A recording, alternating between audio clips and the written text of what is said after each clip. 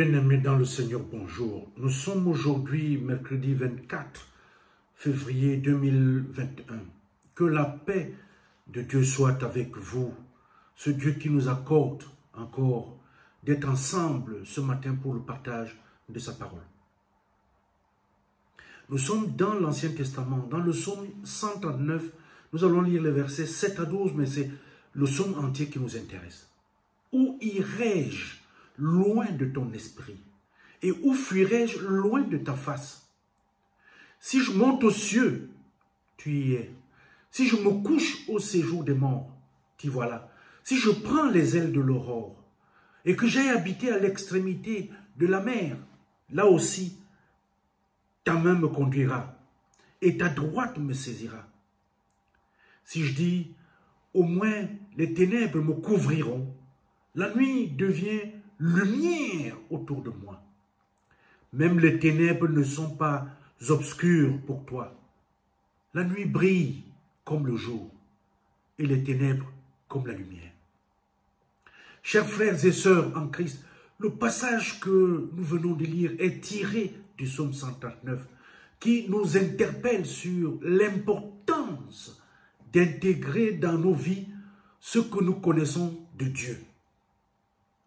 Dès le début de ce psaume, David commence par affirmer que Dieu sait tout de manière exhaustive. David était conscient qu'il ne pouvait rien cacher à l'Éternel. Absolument rien. Ce qui signifie que Dieu connaît nos moindres pensées, nos motivations, parfois bonnes, mais parfois aussi égoïstes et hypocrites. Il connaît tout au point où il n'y a rien qui pourrait être ajouté à ce qu'il connaît déjà.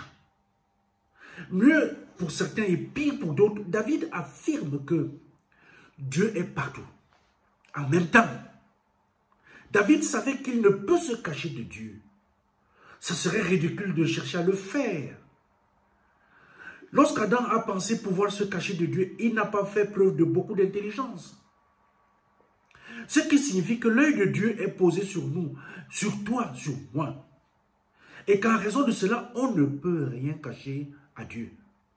En raison de cela, nous ne pouvons nous cacher de Dieu. C'est une bonne nouvelle, mais aussi une mauvaise nouvelle. C'est une mauvaise nouvelle pour ceux qui sont adeptes de mauvaises idées contre des frères. Parce que l'œil de Dieu en permanence sur moi renseigne le Seigneur sur la malveillance des hommes à mon endroit. Quand quelqu'un travaille contre toi ou contre moi dans le noir, il te surveille dans les moindres détails de ta vie. En attendant l'occasion de te faire du mal, l'œil de Dieu est posé sur lui. Mais lui, il ne le sait pas. Pendant que toi tu ris, tu causes, tu dévoiles tout de ta vie à celui que tu crois être ton frère, ton ami, l'œil de Dieu est là. Et quand l'hypocrite se prépare à te frapper dans le dos, Dieu le bloque. Il le neutralise sans que tu ne t'en rendes même compte. Pour toi, pour moi cependant, c'est une bonne nouvelle. Autrement dit, Dieu connaît tous les mauvais projets de mes ennemis et me protège sans même que je ne le sache. C'est aussi une bonne nouvelle parce que Dieu connaît bien mes péchés et je peux donc croire à son pardon. Car s'il ne connaît pas tous mes péchés, comment pourrait-il me pardonner? Bien-aimés dans le Seigneur, nous devons être reconnaissants au Seigneur parce qu'il est partout et il sait tout. Son œil voit tout et rien ne lui échappe. C'est une mauvaise nouvelle pour les méchants. Es-tu conscient de cela? Le thème de notre partage de ce jour est le suivant. L'œil de Dieu posé sur quelqu'un ne se ferme jamais. En es-tu conscient? Amen.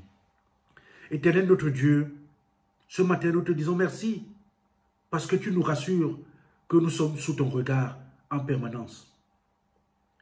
Mais comme David, nous te prions Seigneur, sonde-nous, connais nos cœurs et éprouve-nous chacun et connais Seigneur nos préoccupations. Viens les connaître. Regarde si nous sommes sur une mauvaise voie et conduis-nous sur le bon chemin. Nous t'avons prié au nom de Jésus. Amen.